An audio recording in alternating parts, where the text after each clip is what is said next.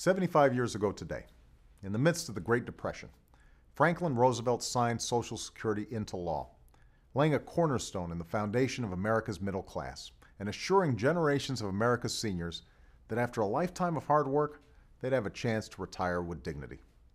We have an obligation to keep that promise, to safeguard Social Security for our seniors, people with disabilities, and for all Americans, today, tomorrow, and forever. Now, we've been talking for a long time about how to do that, about how to make sure Social Security is healthy enough to cover the higher costs that are kicking in now that baby boomers are retiring. And I'm committed to working with anyone, Democrat or Republican, who wants to strengthen Social Security. I'm also encouraged by the reports of serious bipartisan work being done on this and other issues in the Fiscal Commission that I set up several months ago.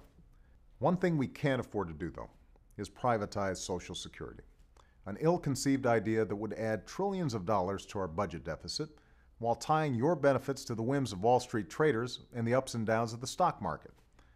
A few years ago, we had a debate about privatizing Social Security, and I'd have thought that debate would have been put to rest once and for all by the financial crisis we've just experienced.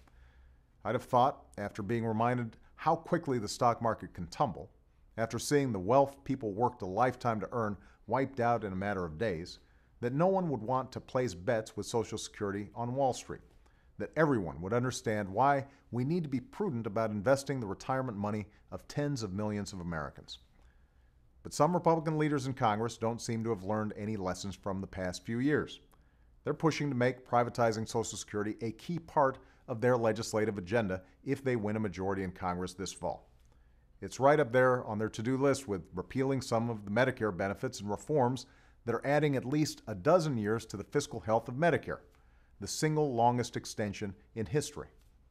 That agenda is wrong for seniors, it's wrong for America, and I won't let it happen. Not while I'm president.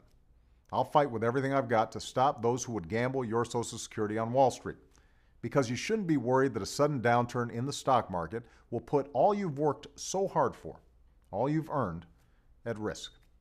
You should have the peace of mind of knowing that after meeting your responsibilities and paying into the system all your lives, you'll get the benefits you deserve. 75 years ago today, Franklin Roosevelt made a promise. He promised that from that day forward, we'd offer some measure of protection to the average citizen and to his family against poverty-stricken old age. That's a promise each generation of Americans has kept, and it's a promise America will continue to keep so long as I have the honor of serving as president. Thanks for listening, thanks for watching, and have a wonderful weekend.